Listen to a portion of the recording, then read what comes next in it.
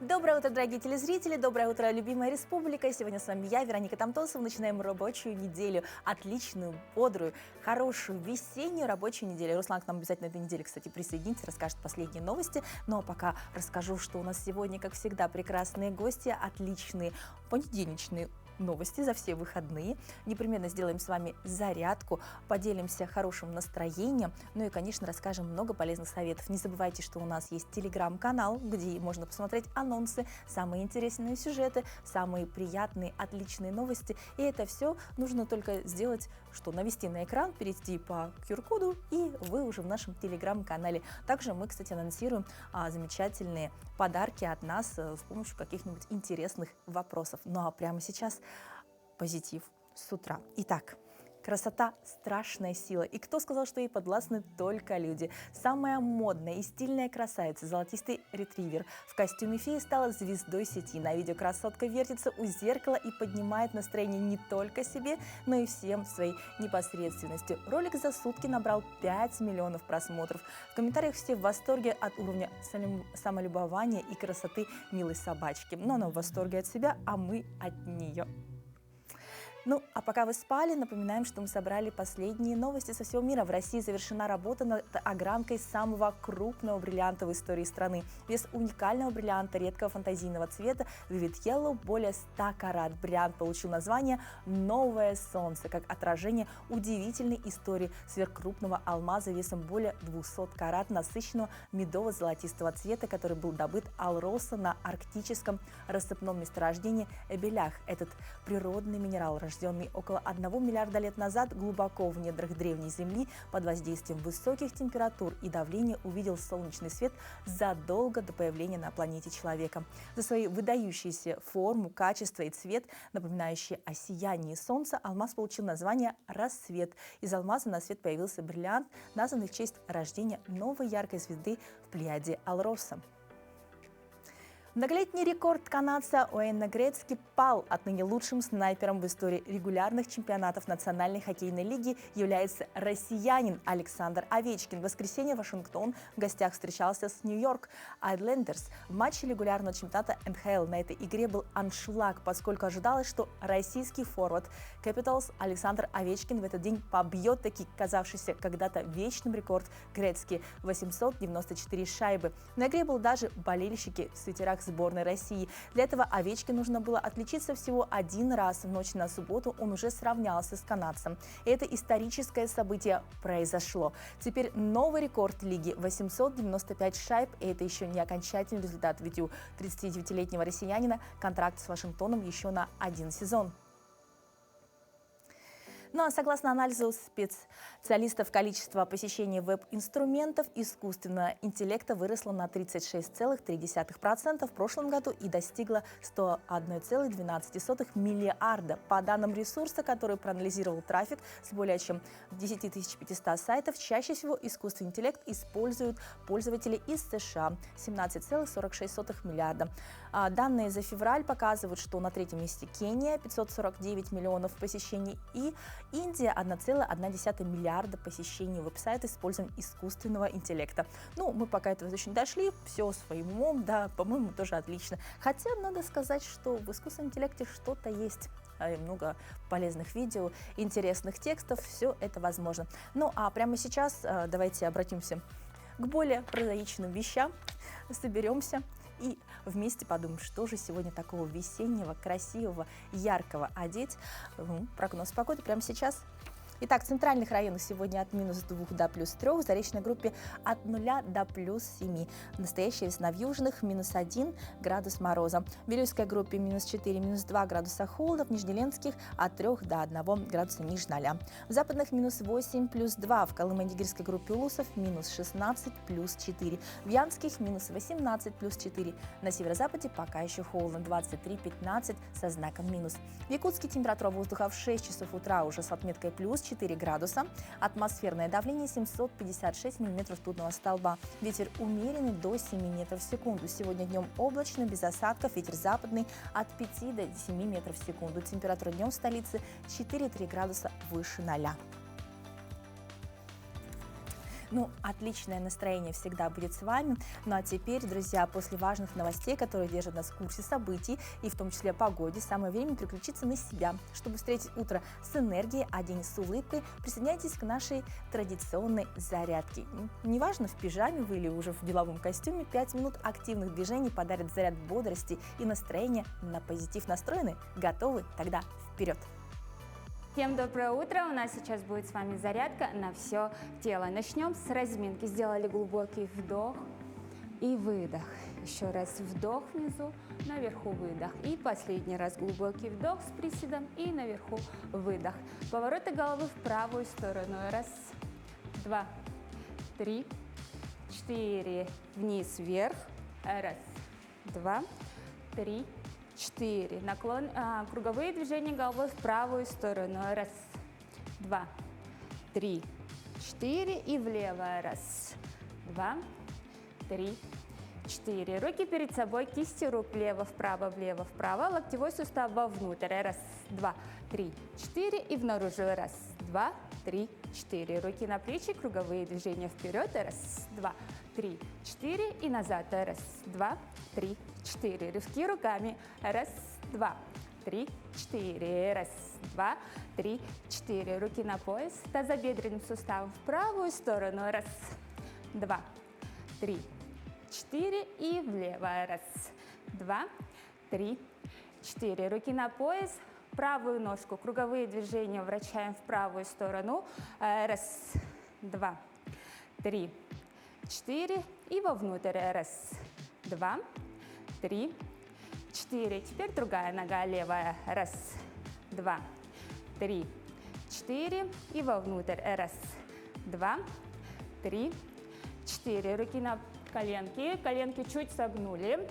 И работаем во внутреннюю сторону. Круговые движения. Раз, два, три, 4. И внаружи. Раз, два, три, 4. Встряхнули ноги и ручки. Сделали вдох.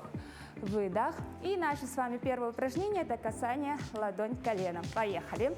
Раз, два, три, 4, 5, 6, 7, 8, 9, 10. Выдох. Раз, два, три, 4, 5, 6, 7, 8, 9, 10. Следующее упражнение – джампинг на шагах. Шаг в сторону. Выдох. Выдох. Ручки наверх. 3, 4, 5, 6, 7, 8, 9, 10. И еще раз. Раз, два. Выдох. 3, 4, 5, 6, 7, 8, 9, 10. Сделали глубокий вдох и выдох. И сразу следующее упражнение. Локоть, колено. Ручки за голову. Выдох. Выдох. Поехали. Раз, два, три, 4, 5, 6, 7, 8, 9, 10. Сделали глубокий вдох и выдох. Следующее упражнение. Также ручки за голову, колено, локоть только в стороны. Убираем наши бока. Поехали. Раз, два, три, 4, 5, 6, 7, 8, 9, 10. И еще раз. Два. Выдох. 3, 4, 5, 6, 7, 8, 9, 10. Сделали глубокий вдох и выдох. И с вами последнее упражнение – это присед колено. Присед колено. Поехали. Вдох, выдох. Раз, два, три, 4, 5, 6, 7. Выдох. 8, 9 и 10. Потянули правую ручку за локоть. Чувствуем легкое натяжение. Раз, два, три, 4. Левая. Раз, два, три, 4. Теперь потянем наши ножки. За носок потянули. И чувствуем легкое натяжение сзади. Поехали. Раз, два, три, 4, 5, 6, 7, 8. Поменяли ножку за левый носок. Раз, два, три, 4, 5, 6, 7, 8. Сделали глубокий вдох. Выдох. Встряхнули ноги. С вами была Ксения Габышева. Удачного дня! Спасибо большое, Ксении. Я уверена, что мы точно взбодрились, но и зарядились от ее улыбки прекрасным настроением. Самое время узнать, что же у нас происходит в республике.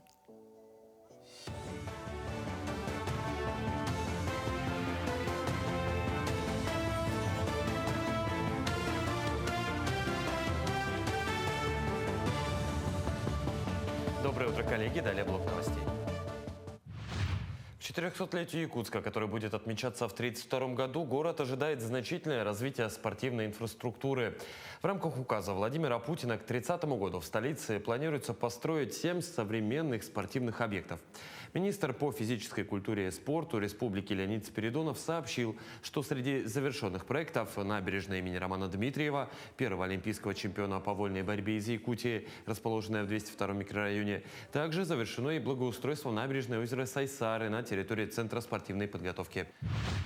Минздрав России дорабатывает проект изменения порядка получения листка нетрудоспособности. В настоящий момент ведется обсуждение с регионами и экспертами. Об этом сообщил помощник министра здравоохранения страны Алексей Кузнецов. Ранее в пятницу вице-спикер Госдумы Ирина Яровая заявляла, что Минздрав пересмотрел проект приказа, которым предлагалось усложнить процедуру получения больничного листа, оставив порядок его оформления прежним. В декабре, напомню, прошлого года на портале проектов нормативных правовых актов был опубликован проект приказа Минздрава, согласно которому планировалось изменить порядок формирования листа нетрудоспособности. В Авенкийском селе Кюпцы прошли районные соревнования среди охотников в рамках празднования Дня охотника в регионе.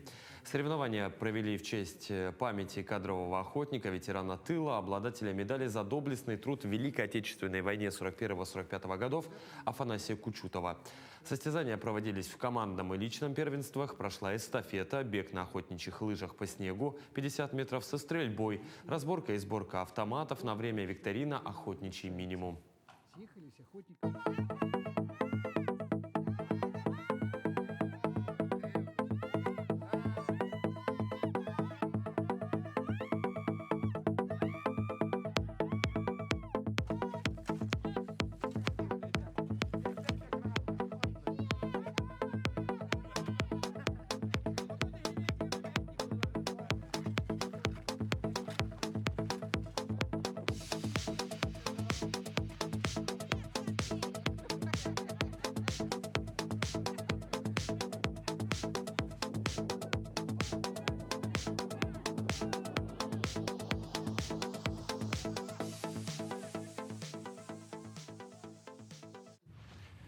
Победителей семейного конкурса чтецов семью сплотить сумеет мудрость книг, объявили в Якутии. Мероприятие посвятили 80-летию победы в Великой Отечественной войне и году защитника Родины в Якутии.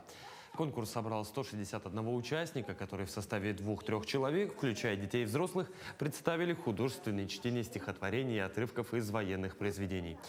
В первой возрастной группе победила ученица 1 класса городской классической гимназии города Якутска Рада Задорожная с сестрами Кирой и Даной и мамой Еленой Анатольевной. Во второй возрастной группе победили ученицы 7 класса школы номер 2 Жатая Алиса Тилькунова с мамой Анжеликой Валерьяновной. Напомню, конкурс проводится с 2009 года. Такой конкурс очень важен и актуален в наши дни на фоне того, что интерес к чтению с каждым годом все меньше и меньше. Такой конкурс, который повышает интерес детей к чтению, сплачивает семью, возрождает традиции семейного чтения, сохраняет семейные традиции, поддерживает талантливых детей. Это очень актуально в наши дни.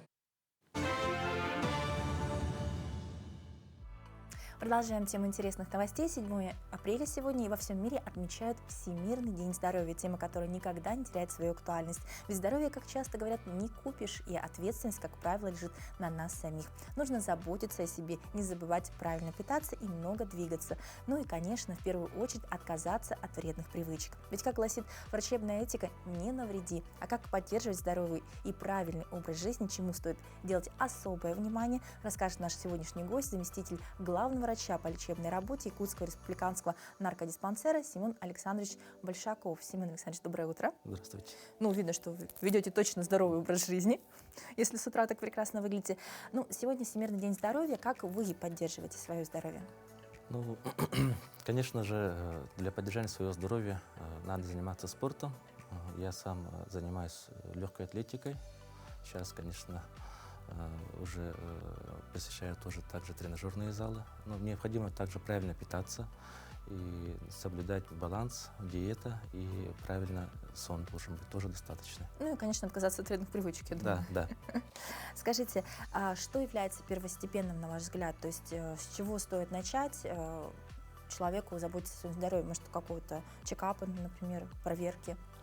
Ну, начнем с того, что здоровая нация – это залог успеха и развития любого государства.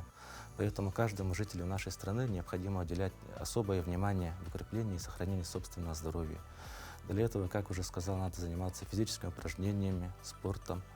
Необходимо правильно питаться, необходимо нормально высыпаться ежедневно, да? И если есть вредные привычки, надо от них отказаться. Ну и особое внимание надо уделять именно прохождению медицинских осмотров и диспансеризации. В нашей стране диспансеризация проводится бесплатно в поликлинике по месту жительства. Как часто нужно ее проходить? Для каждой категории граждан по возрасту ежегодно у нас имеются различные исследования. То есть вам надо подойти в поликлинику по месту жительства и узнать, в этом году какие виды исследования вам назначат. Ну, а вот работа о популяризации среди населения какая ведется? Потому что, ну, самое главное же начинается, ну, с подростков, с детей. То есть если с детства говорить о том, насколько это важно, да, правильно следить за своим здоровьем, вести здоровый образ жизни, вот в этом направлении сейчас какая работа проводится? Ну, вообще, в данном направлении в масштабах страны и нашей республики проводится очень большая информационная кампания, которая из года в год набирает все больше оборотов. Также у нас существуют различные национальные проекты, например, такие как «Демография», где роли профилактики и популяризации здорового образа жизни и занятиям спортом уделяется очень большое внимание.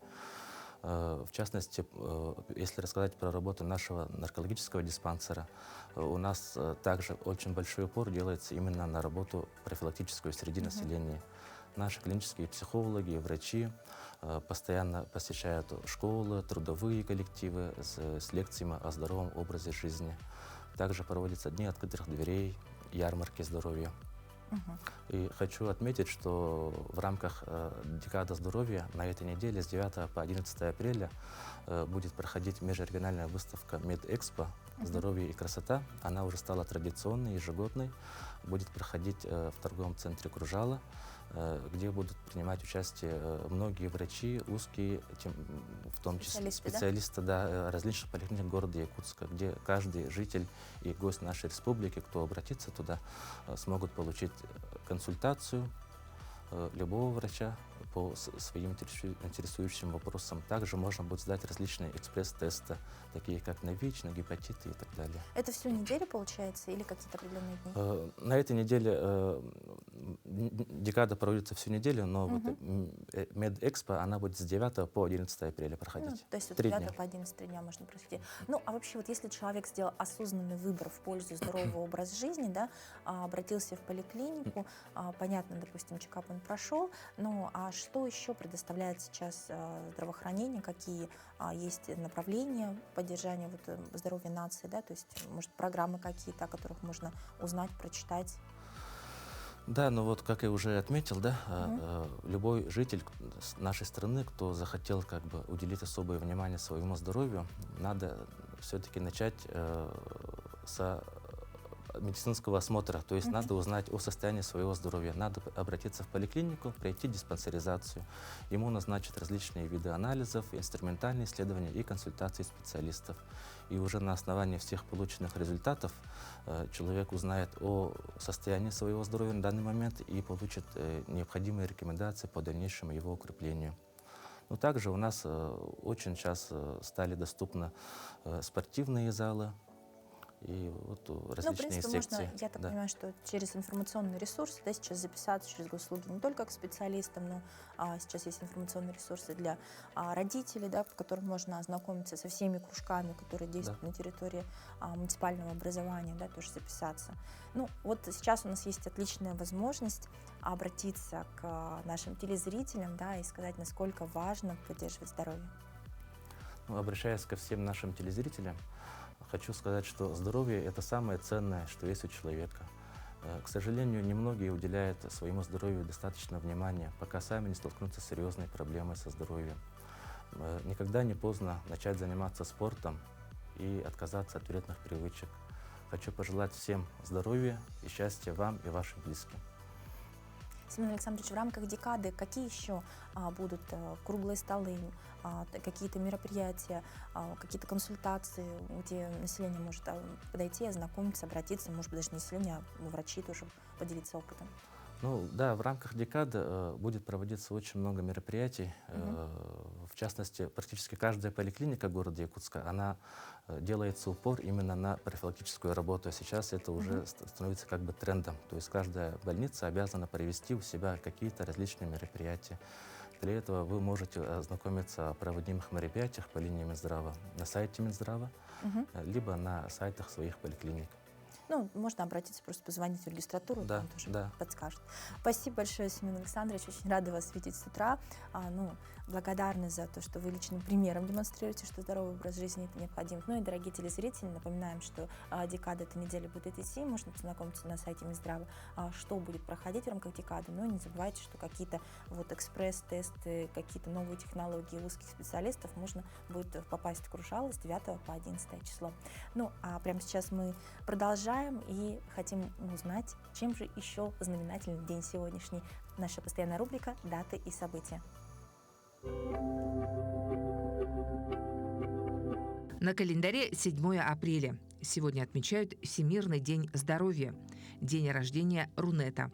По народному календарю Благовещение, бабий праздник. Этот день в истории. В 1795 году во Франции принят закон о введении метрической системы мер. В 1805 году в этот день состоялась премьера Третьей симфонии Людвига ван Бетховена. В 1826 году в Мюнхене заложено здание Пинакотеки. В 1827 году 7 апреля проданы первые спички, какими мы их знаем сегодня. А в 1934 году в этот день образован государственный орган рыбоохраны России. В этот день родились Александр Тургенев, русский историк, политический деятель; Ефим Уважин, советский поэт; Уильям Вордсворт, английский поэт-романтик; Марк Руденштейн, советский российский продюсер, кинокритик, актер; Валентина Матвиенко, советский российский государственный деятель, политик и дипломат; Джеки Чан, китайский американский актер, каскадер, кинорежиссер, продюсер и сценарист. Именины сегодня у Тихона. Для автолюбителей знание актуальных изменений в законодательстве не просто формальность, а необходимость, которая может уберечь от штрафов, аварий и юридических проблем. Игнорируя обновления, водители рискуют столкнуться с непредвиденными санкциями от потери денег на штрафах до лишения прав или даже уголовной ответственности в случае ДТП. Этот год принес много изменений, в том числе и в мире финансов. В частности, вступили в силу несколько законов, один из них касается выплат по ОСАГО. Узнаем подробнее. Раньше страховые компании принимали заявления о выплатах дистанционно, только если клиент подавал документы через госуслуги и лишь для ДТП, оформленных по Европротоколу. С 1 января страховщики обязаны принимать заявления на возмещение по ОСАГО от автовладельцев не только в офисах, но и через свои сайты и мобильные приложения. А если автомобилисты оформили Европротокол, они также смогут воспользоваться приложениями «Помощник ОСАГО» и «Госуслуги авто». К заявлению о возмещении по ОСАГО автовладелец прикрепляет документы, протоколы об аварии, фотографии с места ДТП, данные о виновнике происшествия и прочие документы. Страховая компания, в свою очередь, проверяет все эти данные и далее направляет автомобиль на экспертизу. После проведения экспертизы уже организуется либо ремонт автомобиля, или же выплата возмещения. Если подлинность фото или документов с места ДТП вызовет сомнения у страховой компании и будет отказано в возмещении, в этом случае автовладелец вправе написать в адрес страховой компании претензии. Если же договориться не удастся, то в дальнейшем можно оспорить решение страховой компании у финансового омбудсмена. На любом этапе урегулирования убытка по ОСАГО автомобилист вправе по своему усмотрению сменить форму взаимодействия со страховщиком.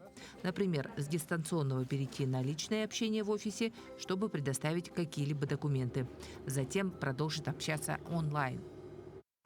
Надеюсь, что дорожно-транспортные происшествия вас не коснутся, но нужно быть в курсе событий. Нововведения в законах коснулись не только автолюбителей, но и владельцев дачных участков. С 1 марта россияне получат 3 дополнительных года на освоение своей частной собственности. Подробнее в нашей рубрике «Советы юриста».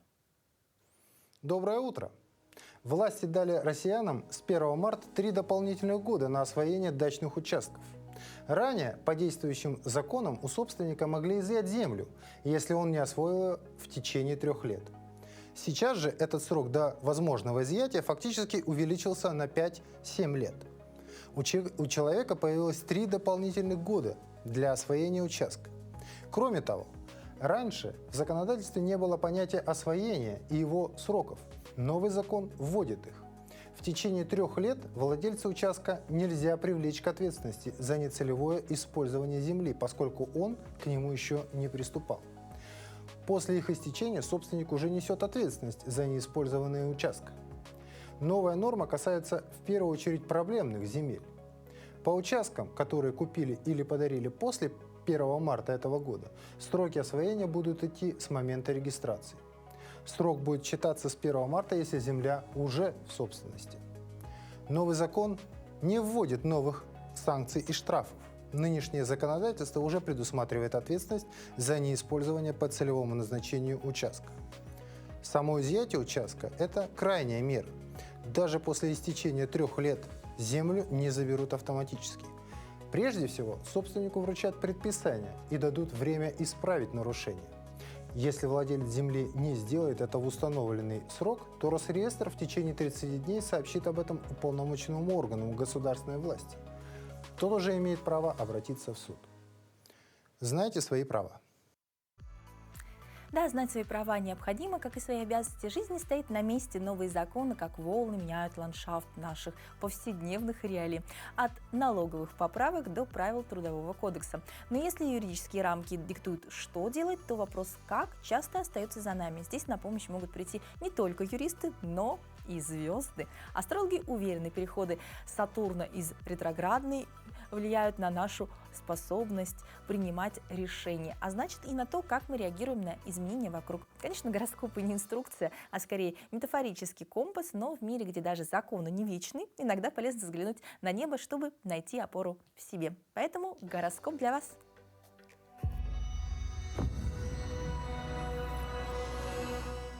Овны, на этой неделе вам предстоит немного сбавить темп и задуматься о том, куда ведут вас ваши нынешние стремления. В делах возможны задержки, но не стоит воспринимать их как препятствие. Скорее, это возможность лучше подготовиться и продумать стратегию. Постарайтесь не спорить с начальством и не ввязываться в конфликты с коллегами. В личной жизни будьте терпеливы, ваши близкие нуждаются в поддержке и внимании.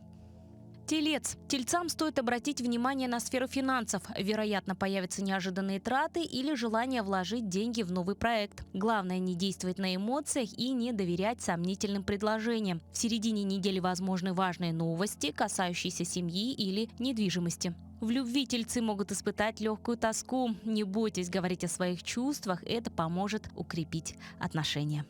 Близнецы. Близнецам предстоит динамичная неделя. В работе ожидается всплеск активности, появятся новые идеи и проекты. Но важно сохранять концентрацию и не распыляться на мелочи. В личной жизни возможны неожиданные встречи или интересные знакомства. Однако не спешите раскрываться перед новыми людьми. Сначала убедитесь, что им можно доверять. Рак. Неделя потребует от раков особого внимания к самочувствию. Постарайтесь не переутомляться и избегать стрессов. На работе могут появиться новые обязанности, и вам придется научиться делегировать задачи, чтобы не перегрузить себя. В любви время укреплять доверие и работать над недопониманиями. Будьте честны с собой и партнером. Львы. Львы почувствуют прилив энергии и вдохновения. Это отличное время для продвижения по карьерной лестнице, запуска новых проектов и смелых решений. Главное не забывать, что у каждого успеха есть своя цена. Слишком большая самоуверенность может сыграть злую шутку. В личной жизни возможны неожиданные перемены, особенно у тех, кто ищет вторую половину. Дева. Для дев эта неделя станет временем осмысления и переоценки ценностей. Возможно, встречи со старыми друзьями или людьми, которые сыграли важную роль в прошлом. В работе все идет стабильно, но стоит уделить внимание деталям. Они могут скрывать важные нюансы. В личной жизни девы будут чувствовать потребность в уединении, и это нормально. Весы. Весам предстоит неделя, насыщенная событиями. Будьте готовы к интересным встречам и возможностям, которые откроются перед вами в самых неожиданных местах. Однако старайтесь не браться за все и сразу. Лучше сосредоточиться на главном. В личных отношениях появится повод для откровенного разговора, который поможет внести ясность в будущее. Скорпионы. Скорпионы почувствуют, что пришло время действовать. Неделя благоприятна для решительных шагов. Будь то смена работы, переезд или серьезный разговор, который вы откладывали. Важно сохранять эмоциональную устойчивость и не поддаваться на провокации. В личной жизни возможны неожиданные повороты. Будьте готовы к сюрпризам. Стрелец. Стрельцы будут полны идей и энтузиазма. Неделя благоприятна для учебы, путешествий и любых начинаний, связанных с развитием. В работе возможны интересные предложения, но не торопитесь давать окончательный ответ. Тщательно все анализируйте. В любви время экспериментов и новых впечатлений. Козерог. Козероги на этой неделе могут столкнуться с неожиданными сложностями, особенно в финансовой сфере. Не переживайте, любые проблемы решаемы, если подойти к ним хладнокровно. В отношениях важно избегать недомолвок, открытый разговор поможет снять напряженность. Козерогам также стоит больше времени уделить отдыху. Водолей. Для водолеев наступает неделя вдохновения и ярких событий. Это отличное время для общения, налаживания связей и новых знакомств. В карьере возможен прорыв, но важно не терять голову от успеха. В личной жизни период гармонии, но не забывайте проявлять внимание к партнеру. Рыбы. Рыбы почувствуют, что их жизнь выходит на новый уровень. Эта неделя принесет важное осознание и, возможно, новые пути для самореализации. Важно не бояться перемен и доверять внутреннему голосу. В работе возможны приятные неожиданности, а в личной жизни – теплые моменты, которые запомнятся надолго.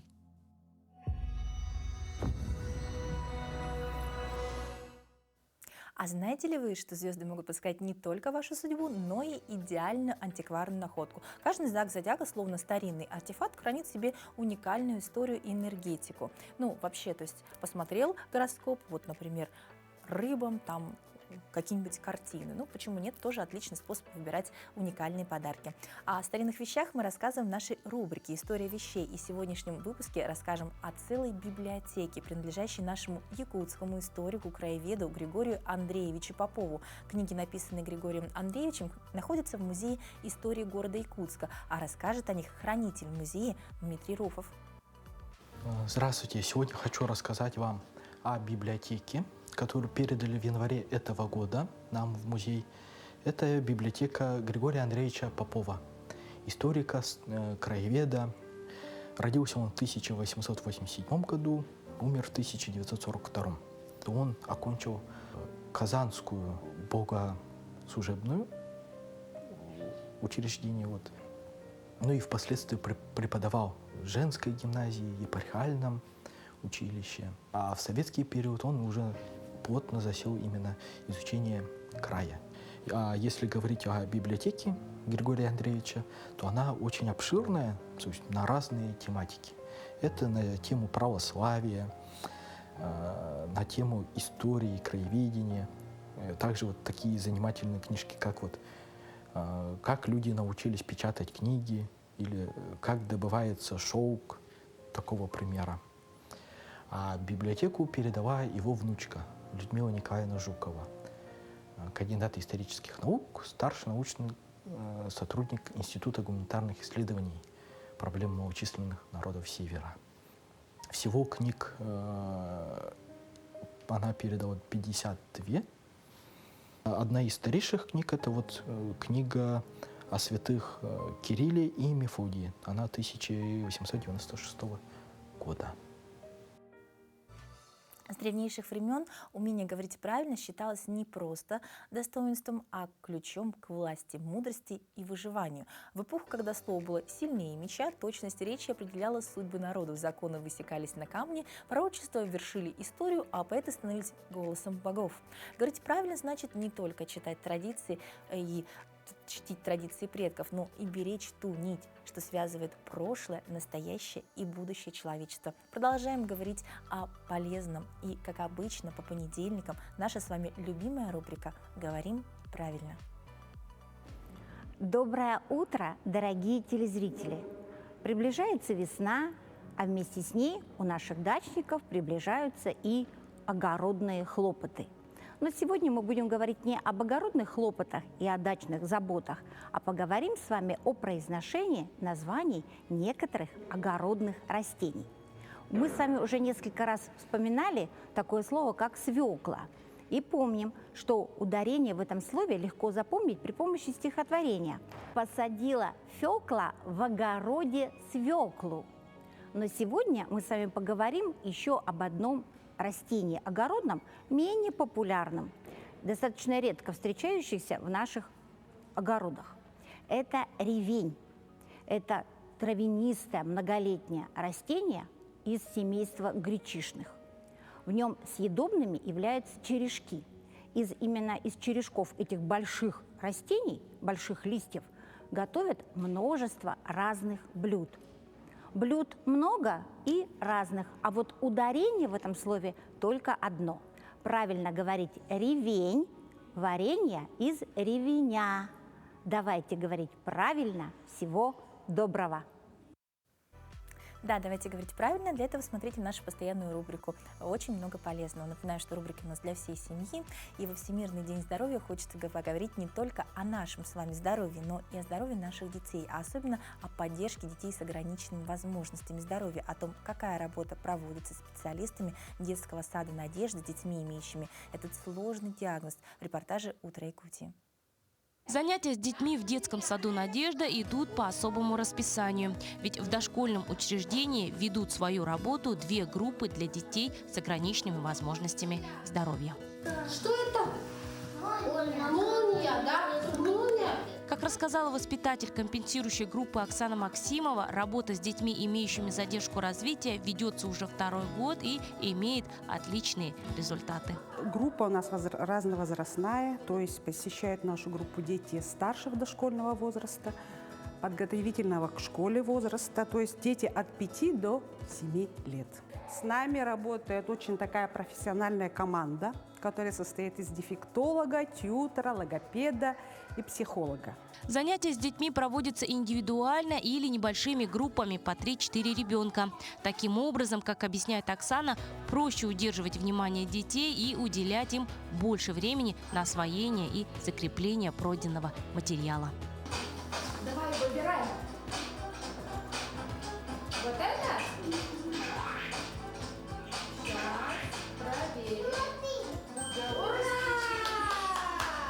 Мама воспитанницы учреждения Марины Юлия Иванова отметила, что с тех пор, как дочь стала посещать группу, она стала более внимательной, освоила новые навыки. Наша группа помогает нам адаптироваться в обществе, да, научиться общаться с другими ребятами. Группа очень небольшая, уютная, да, как семья, со специалистами. И получает комплексное обучение, развитие, да, занимается с несколькими специалистами индивидуально. Это логопед, дефектолог, психолог. Также получает помощь индивидуальную, да, каждый ребенок от тьютера, прикрепленного к нашей группе. Особое внимание в дошкольном учреждении уделяет физической подготовке детей. Ведь, как и в освоении навыков, детям с определенными диагнозами бывает сложно освоить даже самые простые упражнения. 2 года тому назад открылся компенсирующая группа. Приходят они до обеда, и мы с ними 25 минут занимаемся. И в неделю 1 раз я их 2 раза беру по вторникам, по четвергам, по индивидуальные занятия провожу. Те, кто не может там бегать, те, кто не может там мячи ловить, я их учу отдельно, индивидуально. Но, как отмечает инструктор по физподготовке Виктория Андреева, несмотря на сложные диагнозы, дети большие молодцы. И в этом году даже сдали всероссийский физкультурно-спортивный комплекс ГТО. 6-й год мы уже сдаем ГТО по всему саду для подготовительных групп. Начали с 10 детей, сейчас около 36 36 детей сдают ежегодно. Вчера буквально бегали мы 6-минутный бег, последний этап. 25 детей бегали вместе с родителями.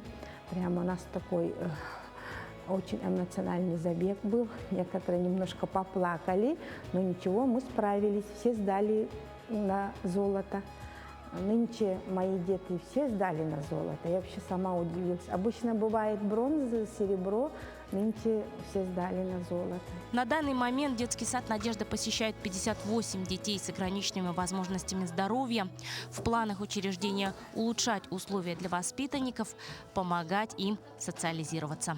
Надежда Кузнецова, Виктор Дьячковский, Якутск. Продолжая тему детского здоровья, хочется напомнить о том, что как раз недавно мы отмечали Всемирный день распространения информации о проблеме аутизма. А уже 11 апреля в детском саду «Надежда» пройдут коррекционные развивающие семейные соревнования для детей с ограниченными возможностями здоровья «Игры Надежды». И расскажет о них наша гостья, дефектолог Нария Аркадьевна Алексеева. Доброе утро. Здравствуйте. Вообще профессия у вас очень сложная. Вот вы работаете с детишками. Скажите, что это за игры такие и с кем вы работаете, на кого они направлены?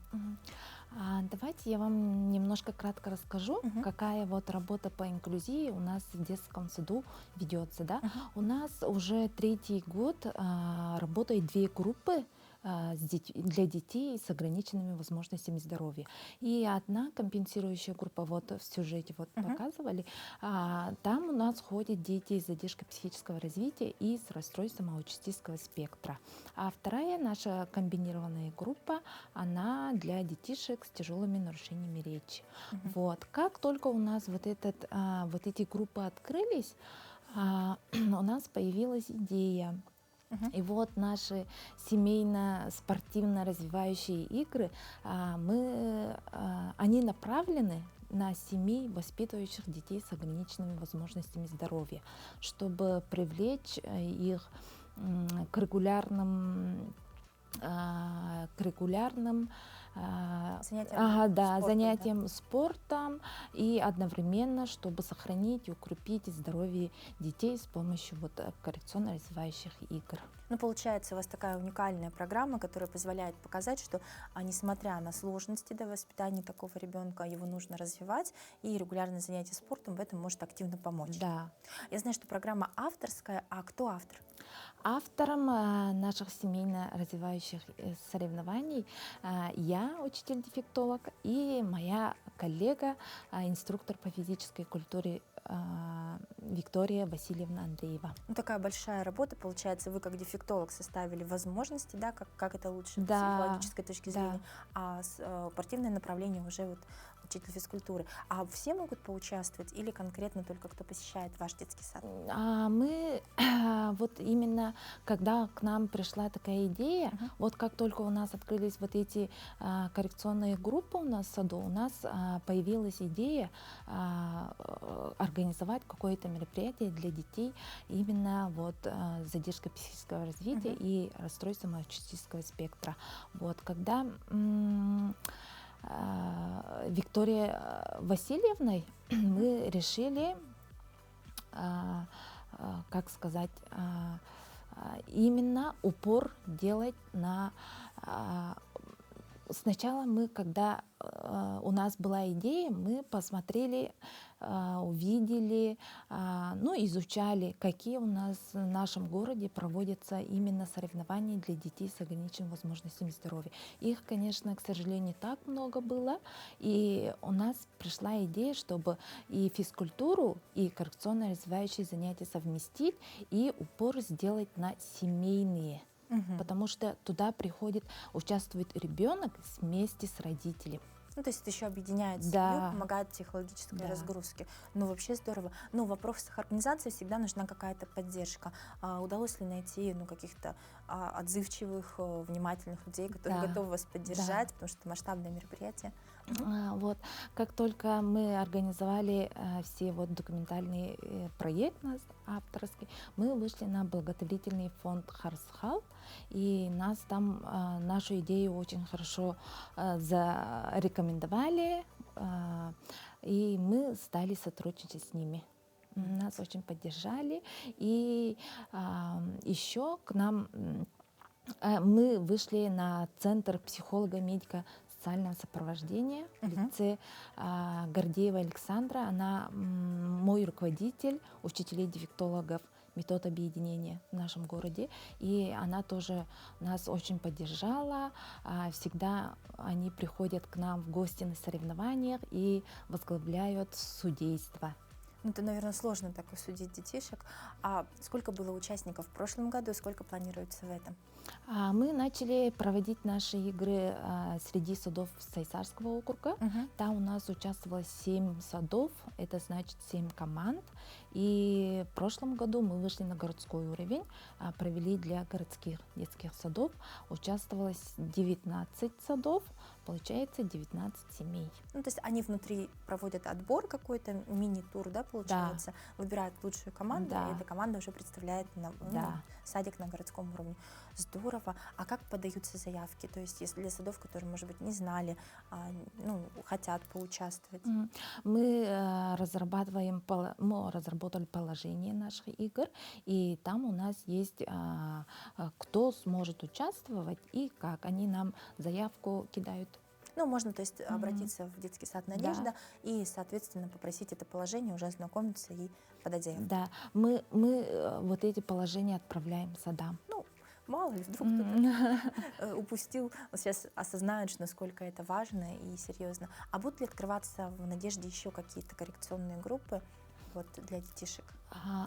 Пока у нас выпускники из прошлого года очень хорошо учатся, поэтому компенсирующую группу мы для детей с расстройством аутического спектра планируем. А только по адресу или можно как-то обратиться с учетом особенностей здоровья ребенка, именно попасть к вам в детский сад? Ну, во-первых, наверное, по прописке. И можно лично подходить и поинтересоваться. А вот лично к вам на консультацию как-то посмотреть на вашу работу, именно с точки зрения методического обмена, вы где-нибудь участвуете? Да, вот как раз это хотела сказать. У нас работает консультативно-методический центр. Там у нас все специалисты, психолог, дефектолог, логопед, инструктор физической культуры, музыкальный руководитель. Мы по записи принимаем детей, которые не организованы, которые не ходят в детский сад. Это может быть не по прописке, они могут нам позвонить в детский сад и записываться на консультацию. Ну, то есть в таком произвольном формате. Да. Спасибо большое. Я думаю, что это очень важная информация, потому что, бесспорно, получается, в спортивных мероприятиях это здорово, это можно хотя бы прийти посмотреть, поболеть, да, то есть показать детям, что участвуют другие ваши сверстники, но методический кабинет просто находка, я думаю, для многих родителей, кто не посещал детский сад. Что бы вы посоветовали родителям, которые столкнулись с такой проблемой, как особенности развития ребенка или ограничения в его здоровье? Такой хотела бы посоветовать родителям, такой простой, но в то же время основной, включить ребенка в систему динамического наблюдения. Динамические наблюдения — это диагностируют специалисты, набор специалистов, где будут делать диагностику в каждое определенное время. То есть это может быть через 3 месяца каждые полгода. Поэтому я бы, во-первых, порекомендовала бы семьям, чтобы они включились в эту систему динамическое наблюдение. И все эти специалисты, например, самый идеальный набор специалистов — это невролог, психолог, логопед и дефектолог.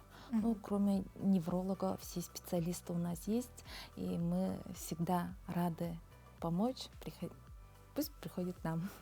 Спасибо большое за такую замечательную возможность поучаствовать в спортивных соревнованиях. Желаем вам успешно их провести. Ждем с результатами, кто будет победителем. Можно даже с победителем к нам заглянуть. Ну и, конечно, низкий поклон за проделанную работу. Я уверена, что ваш проект найдет отклик не только в рамках города, но и в рамках республики. Спасибо. Дорогие друзья, это была полезная информация. Вы теперь знаете, куда вам обратиться, если ребенок не посещает сад, у вас есть какие-то вопросы по его развитию, по его физическим особенностям. Вот есть такая уникальная возможность обратиться в детский сад «Надежда» для консультации, ну и последующего определения, может, в детский сад, может быть, в школу, где вам обязательно помогут замечательные специалисты с большим сердцем. Ну а прямо сейчас переходим к другим новостям.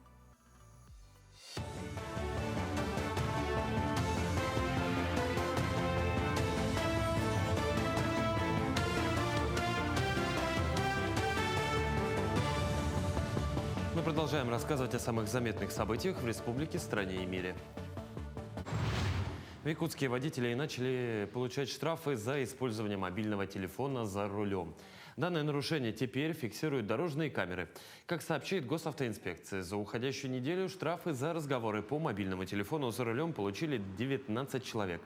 За нарушение водителю придется заплатить штраф в размере 1500 рублей. В первые 30 дней при этом на оплату штрафа действует скидка в 25%. Правительство страны утвердило изменения в положение о федеральном государственном контроле и надзоре в области рыболовства и сохранения водных биологических ресурсов. Соответствующее постановление подписал премьер-министр страны Михаил Мишустин. Положение дополнено разделом «Специальный режим государственного контроля. Постоянный рейд». В нем, в частности, указывается, что постоянный рейд осуществляется на внутренних водных объектах, а также в водоохранных зонах и на прибрежных защитных полосах водных объектов. Отмечается, что постоянный рейд осуществляется в отношении транспортных средств, иных производственных объектов деятельности и действий контролируемых лиц. На Зеленом лугу в Якутске состоялась открытая всероссийская массовая лыжная гонка «Лыжня России». Событие собрало 72 любителя лыжного спорта всех возрастов. Участники соревновались в разных стилях и на различных дистанциях от 500 метров до 5 километров, в зависимости от возрастной категории. Победители и призеры каждого забега были награждены памятными медалями и грамотами, ну а сам день выдался со спортивным азартом и здоровым духом соперничества. Традиционный лыжный марафон, который завершает лыжный сезон любительского лыжного союза республики нашей. Он проходит традиционно в конце сезона. В прошлом году проходил в Камкаласском лусе, а сегодня он проходит у нас в Якутске. Называется лыжный марафон Туймада. В столице республики завершился масштабный волейбольный турнир среди юношей. Соревнования проходили на двух площадках – в Хатасской средней школе и спортивной школе номер 7. В турнире приняли участие 25 команд парней, показавших зрелищную и напряженную борьбу за первенство. Параллельно с юношами за победу сражались 26 команд девушек. Организаторы отмечают высокий уровень подготовки всех участников и надеются на дальнейшее развитие волейбола в регионе. Наша семья вот уже который год, 11-й раз проводит соревнования памяти семьи Сметаниных. Ну, если кто не знает, в 2002 году произошла ужасная трагедия в нашей семье. Семья Сметаниных в один день, 30 декабря 2002 года, их не стало. Ну и после этого для целых увековечения памяти нашей семьи мы проводим данный турнир. Сначала мы проводили в Кобяйском районе, и вот в этом году, 11-й раз, который мы проводим, решили провести в городе Якутске. На этом все. Хорошего дня и оставайтесь на нашем телеканале. Спасибо нашим коллегам, как всегда, самые интересные новости.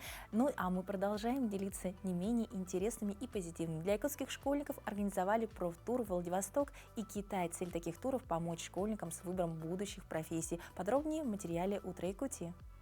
Первостепенным местом для визита стал Китай, где ребята посетили города Хунчунь и Янцзы. Они не только познакомились с богатой культурой страны, но и провели совместные уроки с китайскими школьниками. Помимо этого, у ребят была встреча с якутским землячеством Кескиль, где провели лекцию о жизни студентов во Владивостоке. Цель таких туров – помочь детям заранее определиться с выбором профессии и развить свои интересы. Учащиеся в следующем году уже будут в предпрофильном классе в 8 классе. Они должны заранее уже выбрать, определиться с будущей профессией. Они должны выбрать, какие предметы будут сдавать, и готовиться заранее к экзаменам. Поэтому вот, чтобы они заранее выбрали, определились с будущей профессией, мы вот пришли сегодня в ДВФУ. У детей в таких поездках есть отличная возможность познакомиться с новыми местами, увидеть другие города и поближе узнать о других культурах. Многие школьники отмечают, что для них это очень полезно, и они всегда рады новым открытиям. Мы посетили там достопримечательности, познакомились со школьниками. Мне больше всего понравилось знакомство со школьниками. Мы узнали то, как они учатся, они показали нам свои выступления. Мы встретились со своими земляками, студентами, и они нам рассказали про себя, про свою группу, и поделились своим опытом. И это всем нам очень поможет в будущем. Это огромный опыт не только для учебы, но и для путешествий, разных знакомств и так далее. В дальнейшем организаторы планируют расширить географию профтуров, открывая новые горизонты для школьников. Лиана Михайлова, Владивосток. Ну, по правду, это уникальная возможность. В нашем детстве можно было только об этом мечтать. Желаем ребятам выбрать самую лучшую, а самое главное, любимую профессию. Итак, готовимся к рабочей неделе, и, правда, пора на работу. Сегодня в 6 часов утра у нас температура в столице 4 градуса, тепла, атмосферное давление 756 миллиметров ртутного столба, ветер умеренный до 7 метров в секунду. Сегодня днем облачно, без осадков, ветер западный от 5 до 7 метров в секунду. Но температура днем плюс 4, плюс 3. Поэтому всем отличного дня, весеннего настроения и хорошей рабочей недели. Начинайте каждое утро вместе с нами.